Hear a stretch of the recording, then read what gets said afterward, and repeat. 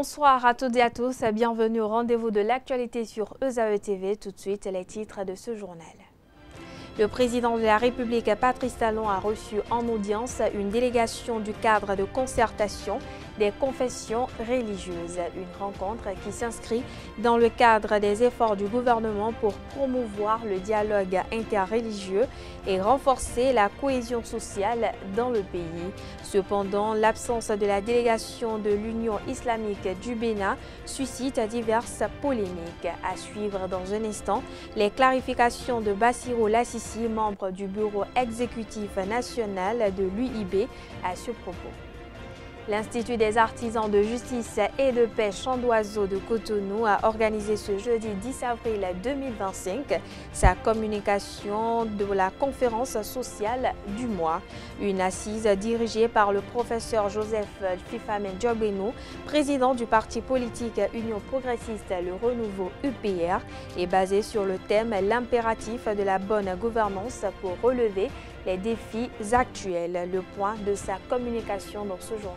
En sport, les Guépards et Amazones du Bénin vont défendre les couleurs nationales à l'édition 2025 des Gymnasiades.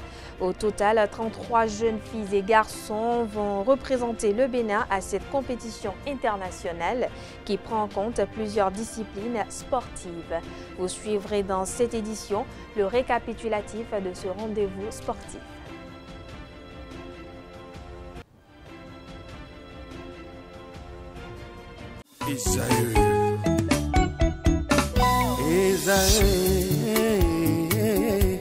Vous recherchez une école de référence pour une double formation universitaire et professionnelle de qualité? Voici l'opportunité à ne pas rater. L'École supérieure d'administration, d'économie, de journalisme et des métiers de l'audiovisuel ESAE vous offre des programmes d'enseignement en licence et en master orientés vers l'emploi qui font d'elle une référence à travers les filières de l'administration générale et territoriale, l'administration du travail et de la sécurité sociale, droit, diplomatie et relations internationales, administration hospitalière, universitaire et intendance, journalisme et métiers de l'audiovisuel et toutes les filières des sciences de gestion. Une seule adresse, www.esae.bj.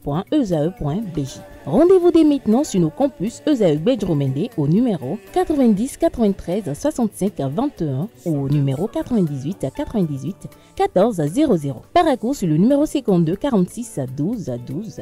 Aboumé-Calavi au numéro 52 88 44 44. Akpata au numéro 52 88 33 33. ESAE, l'excellence a un nom.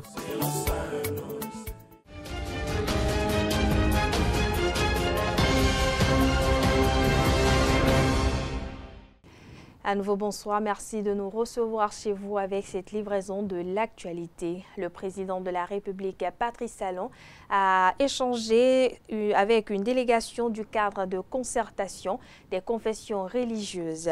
Cette rencontre s'inscrit dans le cadre des efforts du gouvernement pour promouvoir le dialogue interreligieux et renforcer la cohésion sociale dans le pays. Cependant, l'absence du représentant de l'Union islamique du Bénin, en abrégé UIB, Dr Roufaï, dans la délégation suscite diverses polémiques. Bassirou Lassissi, membre du bureau exécutif de l'Union islamique du Bénin, apporte quelques clarifications. Il s'exprime au micro de Francis Olafarami et de Nansirine Fatoumbi. L'Union islamique du Bénin faisait partie du cadre de concertation des confessions religieuses.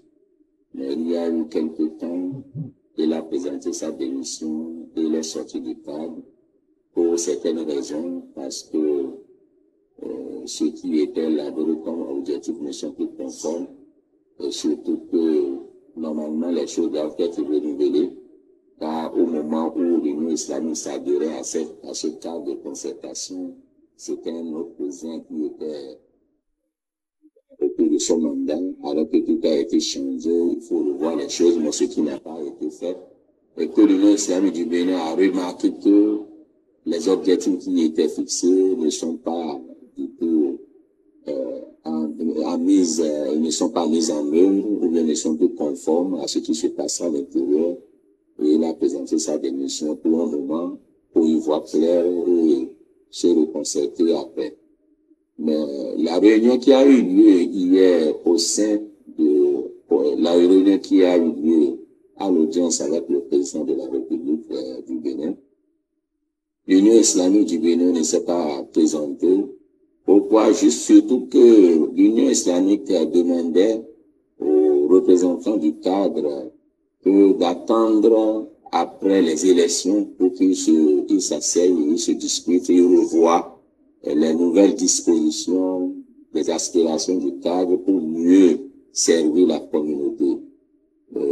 Puisque lorsqu'il est appelé, l'Union islamique avait voulu que cela soit après les élections. Puisque la remarque de l'Union islamique du Bénin en ce moment, c'est que c'est au moment où des élections que ces organisations se créent, se renouvellent. Donc, il a voulu que cela soit après les élections, mais ce qui n'a pas été lieu. Donc, à la surprise, c'est que l'Union islamique du Bénin a été invitée, mais qui n'a pas accepté à être présent à cette réunion. Et bien sûr, c'est clair, l'Union qui avait déposé sa démission, et si se représentait encore une réunion, on va le qualifier d'un autre objectif, c'est que comme il ne sait pas ce qu'il est en train de faire. Donc, je pense que ce sont ces raisons qui ont poussé l'Union islamique du Bénin à ne pas être présent à la réunion. Je ne sais pas si son représentant a été représenté officiellement ou bien inofficiellement. Ça, je ne saurais pas le dire. Mais nous demandons à la Subhanahu wa ta'ala de nous guider sur la bonne voie et de nous orienter sur les droits chemins. L'Union islamique du Bénin, avec ses objectifs, aime travailler avec toutes les confessions religieuses afin de voir quels sont les problèmes qui minent notre société, surtout au niveau de la religion. Et surtout que le cas de concertation, si nous ne rencontrons rien, il semble que les catholiques aussi ne sont pas représentés. Et parmi aussi les grandes raisons qui possèdent l'Union islamique, il faut que nous enseignons tous les cas qui sont représentés. Et là, maintenant, les choses iront de bonne manière, car la Subhanahu wa ta'ala nous pardonne nos péchés et nous aidons sur le droit chemin. Wassalamu alaikum wa rahmatullahi wa barakatuh. Dans un autre registre, un incendie s'est déclaré dans la matinée de ce vendredi 11 avril 2025 dans l'immeuble abritant la direction générale de PADME 6 à Jéricho, Cotonou. Au constat, une grosse fumée noire s'y dégageait, créant la panique totale au sein de l'immeuble. Les agents se sont précipités pour sortir du bâtiment. Les sapeurs-pompiers sont intervenus sur les lieux pour maîtriser le feu. Pour l'heure, les causes exactes de l'incendie ne sont pas encore connues. Nous y reviendrons plus en détail dans nos prochaines éditions.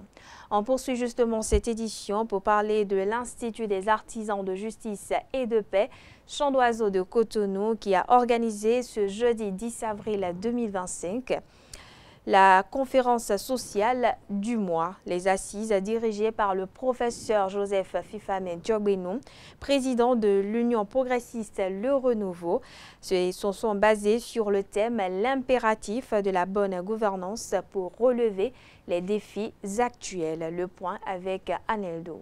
L'impératif de la bonne gouvernance pour relever les défis actuels. C'est le terme choisi par l'Institut des artisans de justice et de paix, Chant d'oiseau, IAJPCO, pour sa conférence du mois d'avril. Et pour l'animer, l'Institut a porté son choix sur l'éminent professeur Joseph Fifame Djogbenou, président du parti politique Union progressiste Le Renouveau. À travers ce choix, l'Institut en particulier et l'Église catholique en général réaffirment son engagement d'écoute de la majorité pour le bien commun. L'Église catholique s'inscrit dans la dynamique miséricordieuse christique lorsqu'elle scrute, examine, analyse et se prononce sur les problèmes de notre temps.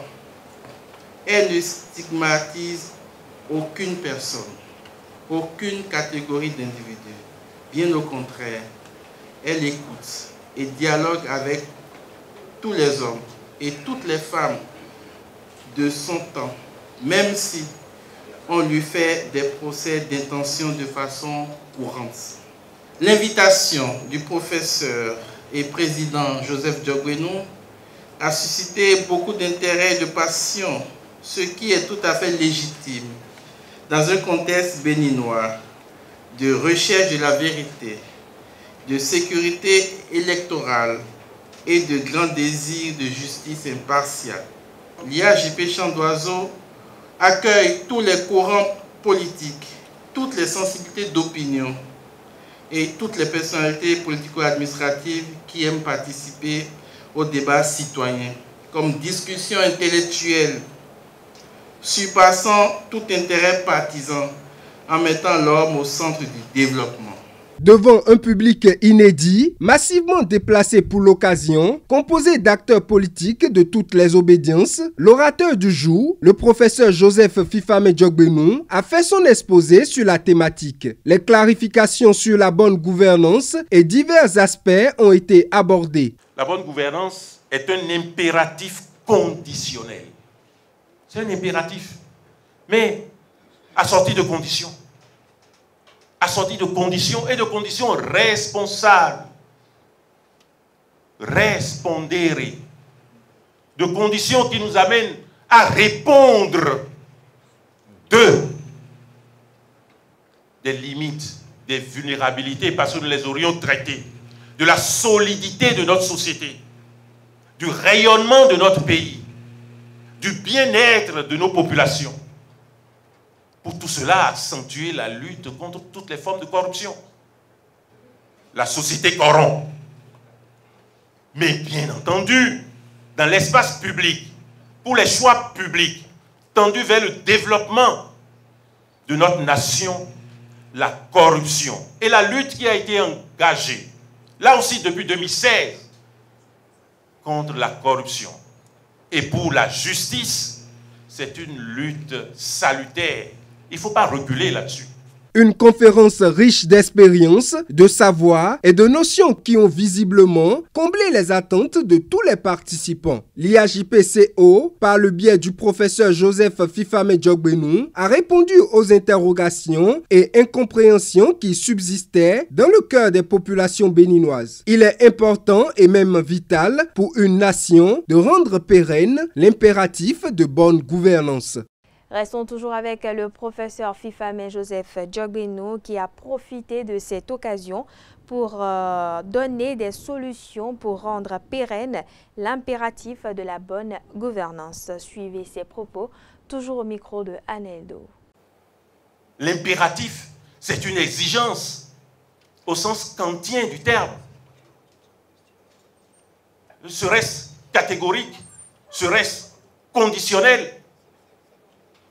Mais comment arriver, comment parvenir à rendre possible cet impératif de bonne gouvernance dans les conditions actuelles, en présence de tant de défis? Je voudrais proposer une double réponse à cette préoccupation. Pas suffisante, pas complète, mais en forme de sillon tracé encore une fois. La première réponse, c'est nécessairement de renforcer les fondations de bonne gouvernance. Et la seconde réponse, c'est ensuite satisfaire, je dirais durablement, la demande de justice sociale. Bien évidemment, allez-vous me dire, la fondation, c'est ce sur quoi on construit. Si la fondation, sur la base, est mal faite, demain il sera impossible, en tout cas très difficile, de monter les étages, d'avancer. Si la fondation est mal posée, si la fondation est posée sans aucun souci d'anticipation, sans aucune rigueur, la satisfaction des besoins sera d'autant plus difficile. Alors comment renforcer cette fondation et de quelle fondation s'agit-il? Premièrement, à mon sens, il s'agit de la fondation politique. Et donc, j'évoquerai le renforcement de la fondation politique. Et puis, la seconde condition, il s'agit du renforcement de la fondation économique. Sur le renforcement de la fondation politique, tout est politique. Tout est politique. Et la meilleure manière d'envisager la politique, de construire l'animation de la vie publique, de sélectionner les acteurs politiques. De cette manière dépend la qualité des choix pour faire le lien entre la rareté des biens et services et l'abondance des besoins. L'objectif, c'est la qualité et la pertinence des choix politiques. La qualité et la pertinence des choix politiques. Pour atteindre la bonne gouvernance. La gouvernance est une action.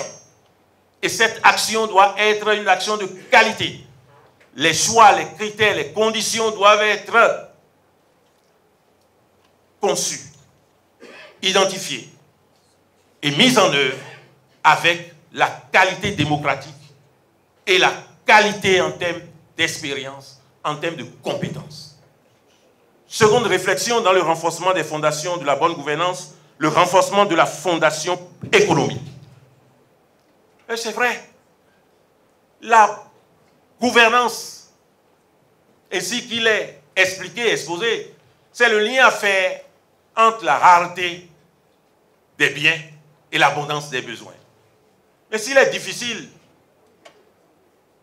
d'atteler la rareté des biens avec l'abondance des besoins, encore faudrait-il que les biens existent, que les biens existent suffisamment, que les biens soient produits de qualité, dans la qualité requise, admise.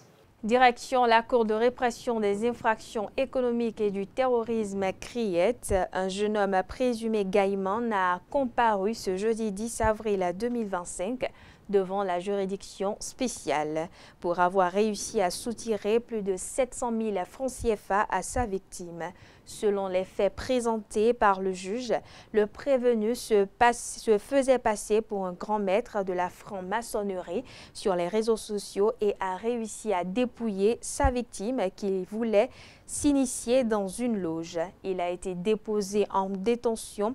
Il a été placé en détention préventive depuis plusieurs mois par le parquet spécial de la CRIET après son arrestation par le Centre national d'investigation numérique CNIN. Le président des SIAN a indiqué lors de l'audience que le faux grand maître a utilisé différents numéros de téléphone enregistrés au nom de sa mère déjà décédée pour mener à bien son opération. Mais après les vérifications effectuées, tout porte à croire que les numéros sont utilisés dans le même téléphone portable. En attendant d'être mieux éclairé sur le dossier, le juge de la Chambre correctionnelle de la CRIET a renvoyé la prochaine audience au jeudi 5 juin 2025. Parlons toujours justice. Le Centre national d'investigation numérique CNIN continue sa lutte contre la cybercriminalité. 5 individus ont été interpellés ce vendredi 11 avril 2025 dans différentes communes du Bénin pour des faits de cybercriminalité. Les investigations ont permis d'interpeller 2 individus à Abomey-Calavi, 2 à Parakou et 1 à Abomey. Lors des diverses interpellations, plusieurs matériels ont été saisis. Il s'agit entre autres des motos, des smartphones, des kits de connexion et bien d'autres objets. Les mis en cause répondront de leurs actes devant la justice dans les tout prochains jours. Parlons toujours justice. La police républicaine a procédé ce jeudi 10 avril 2025 à l'arrestation de 2 présumés braqueurs à Fort-Bourré de la commune de Sinandé. Les malfrats au nombre de 4 ont agressé des passants au petit matin du jeudi aux environs de 5 heures. L'une des victimes a été blessée avec une arme à feu appartenant aux agresseurs. En patrouille, les éléments de la police républicaine ont mis la main sur 2 des présumés braqueurs. Bilan: un pistolet de fabrication artisanale saisi ainsi que 2 cartouches de calibre 12. La victime blessée, quant à elle, a été évacuée au centre de santé de la localité. Dans un autre registre, on parle santé à présent. Avorter est tout sauf un acte anodin, même si les femmes en ont pleinement conscience de leur décision. Cet acte peut s'avérer parfois traumatisant. Un avortement refusé aurait donc des conséquences psychologiques pires ou du moins négatives que lorsqu'une femme choisirait d'avorter. Quels sont les impacts psychologiques justement de l'interruption d'une grossesse? Élément de réponse avec André Alirono, qui est psychologue clinicien. Il s'exprime au micro de Nansirine Fatoumbi et de Francis Ola Farami.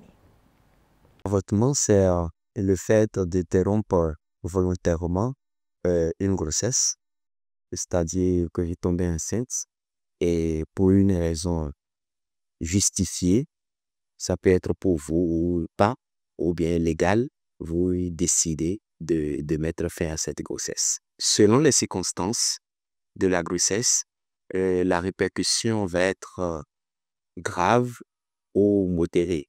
Toujours est-il que ça laisse un effet de culpabilité au niveau de madame, de la femme qui a porté sa grossesse et qui, du jour au lendemain, se voit plus ou moins contrainte de l'enlever. Moi, je dis souvent, c'est quelles que soient les raisons, que ce soit légal, que ce soit médical, et que ce soit social ou circonstanciel, ou même psychologique, c'est que la femme, d'une manière ou d'une autre, se voit obligée, contrainte de mettre fin à la vie de ce être-là en devenir. Et donc, la conséquence psychologique reste douloureuse. Ça ne quittera jamais, elle va porter cette douleur à vie. Même si, après, elle avait des grossesses réussies, avec des enfants, etc., elle continuera par savoir que, voilà, le premier, je l'avais enlevé quand telle circonstance où j'avais donné mon accord quand même avant qu'il ne parte. Donc, ici, on parlera d'avortement. Je pense que ce dont nous parlons, c'est que c'est dans le cadre où elle a donné son accord pour qu'on puisse enlever l'enfant. Les interruptions involontaires, des accidents ou par méga des comportements ou maladies, la grossesse est passée, reste tout aussi douloureuse, mais elle est plus ou moins dédouanée quelque part en se disant j'aurais pu faire un peu attention, mais ce n'est pas moi qui ai pris la décision d'enlever. Premier traumatisme, c'est qu'elle reste dans le doute de est-ce que je peux encore avoir un enfant? Est-ce que je suis digne d'être une mère? Est-ce que mon organisme, je n'ai pas causé tellement de dégâts que mon organisme ne peut plus garder un fœtus? Donc, ce sont un peu ces questions, cette inquiétude qui va l'habiter et qui va faire que sur un plan émotionnel, hormonal, il peut y avoir perturbation. Ça dépend aussi de son entourage, de son environnement. Comme pour certaines, tout de suite, pour être rassurée qu'elle n'a pas fait quelque chose d'aussi grave, il faudrait qu'une autre grossesse vienne immédiatement ou un peu comme pour tenter de réparer ce qui avait été fait avant. Donc, c'est un peu cette instabilité émotionnelle dans laquelle il se trouvera la femme pendant la période qui va suivre une prochaine grossesse. Et si malheureusement pour elle, il arrivait qu'après cette interruption volontaire, il arrivait qu'il y avait une interruption, je vais dire involontaire derrière, là, elle va plonger totalement dans une dépression.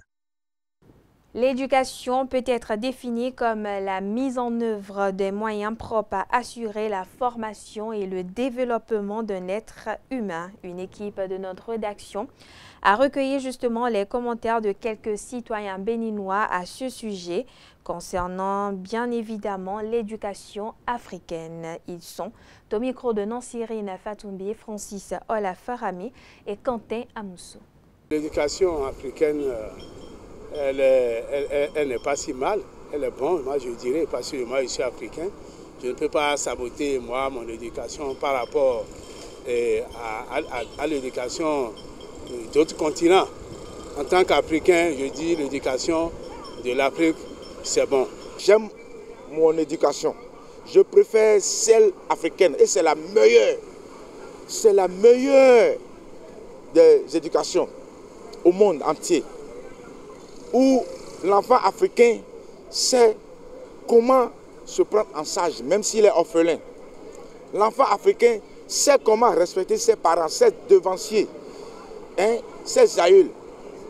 C'est la meilleure éducation. On ne peut pas dire qu'elle est parfaite, on ne peut pas dire qu'elle est imparfaite. Parce que bon, ce qui se faisait dans l'ancien temps, ça ne se fait pas aujourd'hui. Aujourd'hui, souvent, il y a d'autres qui copient la rue. Quand ils voient quelque chose, ils ne savent pas, est-ce que c'est bon, est-ce que c'est pas bon. Et sûr. Donc c'est sur ce côté-là. Sinon, on ne peut pas dire que c'est parfait, c'est pas imparfait. Mais c'est au milieu de nos jours, mais ce n'est plus comme dans l'ancien temps. Parce que fili a joté, fili aussi c'est ça. Aussi il y a ans tout le monde a mené votant l'eau, moi ça mené votant. Et ma gamme m'a sort tout. Parce que il y a un monde avec béla. Mais où John George avec béton là, mais nous avons que il y a dit un copier nous et ton son yoboto mais oh mais n'est bien nos copier. Au fait c'est que un copier bi un copier en jaille. Ce n'est plus comme avant. Tu ne peux plus taper ton enfant comme avant. On va t'enfermer. L'enseignant même à l'école ne peut plus taper un enfant. Vous voyez, non? Donc cela fait que les enfants sont devenus de n'importe quoi. Même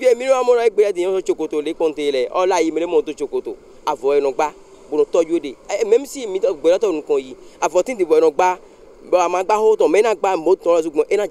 je n'envie même pas l'éducation européenne. Parce que là-bas, tout est mis à la disposition de l'enfant. L'enfant a tout. L'enfant a tout. Et je ne sais pas, leur cerveau même, c'est qu'ils ne font pas d'efforts comme chez nous ici, nos enfants font d'efforts. Et malgré les maigres moyens, nos enfants assimilent vite les choses. Et puis on parle sport à présent, je l'annonçais d'ailleurs au sommaire de cette édition. Le Bénin participe à l'édition 2025 des Gymnasiades. Pour cette édition, 33 jeunes filles et garçons représentent le Bénin à cette compétition internationale qui prend en compte plusieurs disciplines sportives. Entre performance et perturbation vaille que vaille, les scolaires Guépards et Amazones défendent les couleurs nationales. Romarika Djesougogbeno pour le récapitulatif de ce rendez-vous sportif.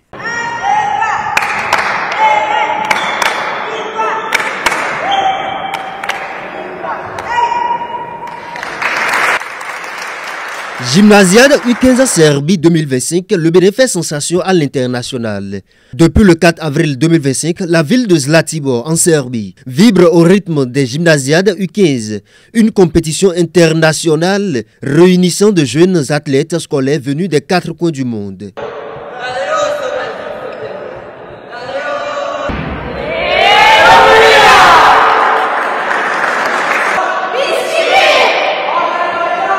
Le Bénin, représenté par une délégation de 33 jeunes talents, y prend part dans 5 disciplines, à savoir le basketball 3 contre 3, l'athlétisme beach volley, le tennis et le badminton. Les équipes béninoises de basketball 3 contre 3 ont livré de belles prestations.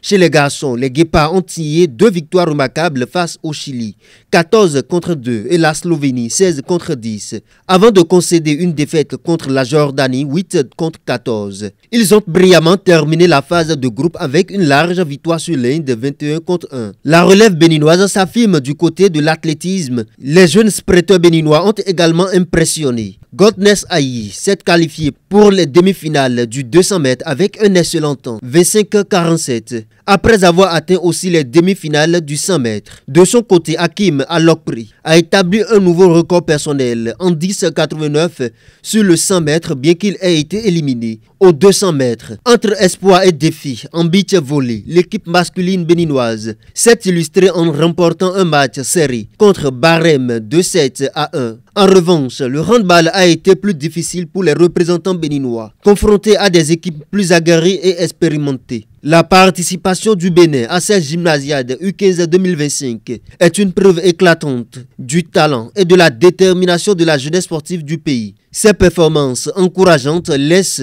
entrevoir de belles perspectives pour l'avenir du sport béninois. Sur la scène mondiale, les gymnasiades démarrées depuis le 4 avril à Zlatibor en Serbie prennent fin le 14 avril prochain. Bonne chance à nos représentants pour la suite.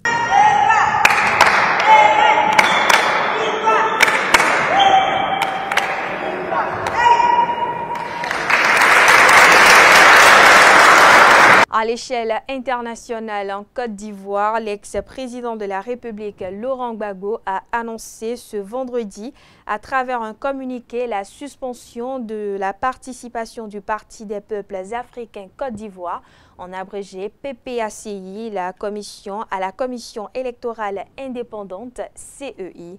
Laurent Gbagbo demande donc aux représentants du parti de suspendre immédiatement toute activité dans cette institution jusqu'à nouvel ordre. Selon lui, la CEI n'est plus ce qu'elle prétend être. Il estime que l'institution censée être garante de la transparence électorale est désormais un instrument docile d'un pouvoir qui refuse l'alternance, la transparence et l'inclusion. Il évoque un processus électoral déjà entaché de soupçons, d'exclusion, de fraude et de manipulation.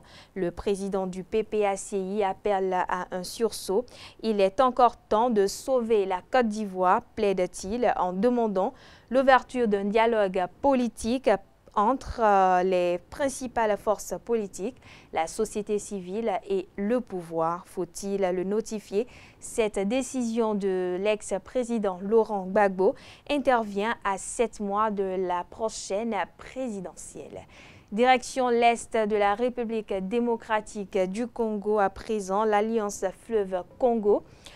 Mouvement du 23 mars, en abrégé AFC/M23, a menacé ce jeudi de réactiver ses fronts militaires. Le mouvement accuse les forces armées de la RDC de violer la trêve qui semblait en voie de se mettre en place, notamment après le retrait de ce groupe de la zone de Walikale-Centre il y a une semaine.